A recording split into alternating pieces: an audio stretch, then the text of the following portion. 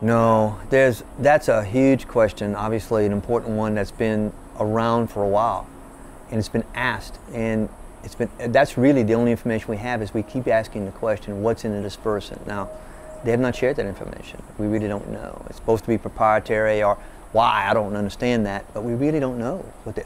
We don't really have a clear picture of, first of all, the chemical makeup of the dispersant. There is now some questions coming to light that they may have used much more than the government suggested they might. So there's an issue of the quantity of dispersant. There's an issue of what's this dispersant made of. Then there's the more important, or the most important question is, what is the impact of that dispersant on aquatic life? I mean, it might very well have helped to disperse the oil, which is what it's supposed to do.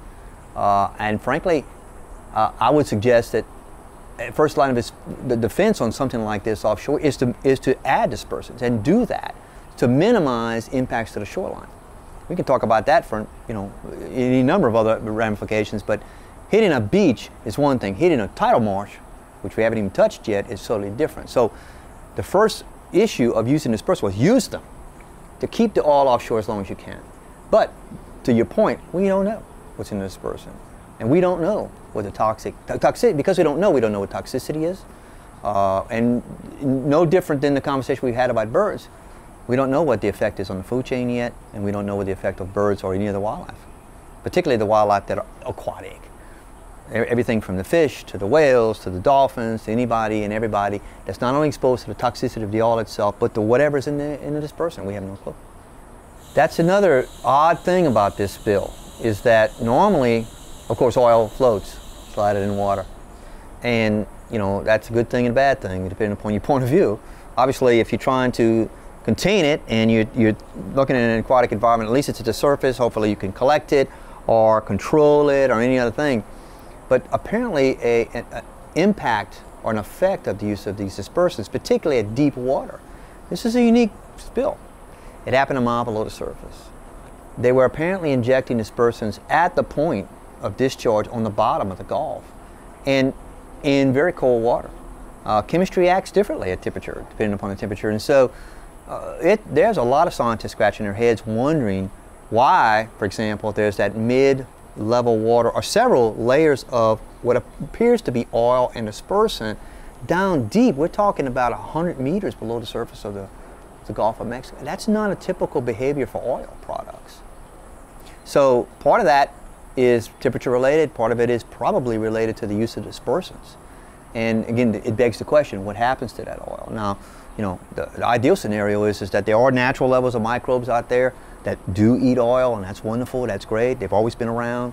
There's natural seeps of oil in the Gulf. It can happen, but we don't know, because this is an atypical behavior of the oil, because it is down deep and it is tied apparently to the use of dispersants. And again, that's going to be something that's going to be a question that's going to be asked and addressed in much detail, I assume, going forward. Issues of what we call the dead zone in the Gulf of Mexico have been going on for years. There's a huge area out there. Every summer it grows and it changes shape and size. It's connected, and we reasonably understand how it works. It's connected to this huge volume of nutrients coming out the mouth of the Mississippi River. And these nutrients come off the mouth of the river out there and are discharged in high volume. Now, I mean, you have to understand the Mississippi River drains a third of the continental U.S., or if not more.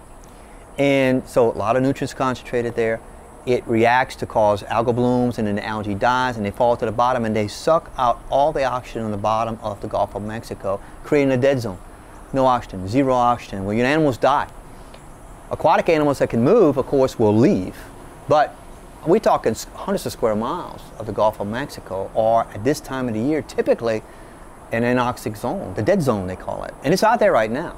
So what you're talking about with the oil is, it's not just the oil in the mid-water column or whatever might sink to the bottom.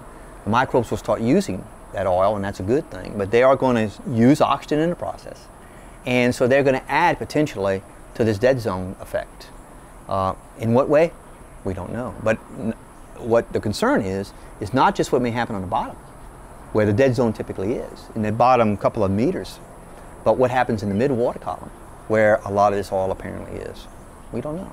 So there's a lot of scientists out there working right now and trying to figure that out, and we hope that they, at least can get a reasonable grasp on how that works and what the consequences of that's going to be. Don't know.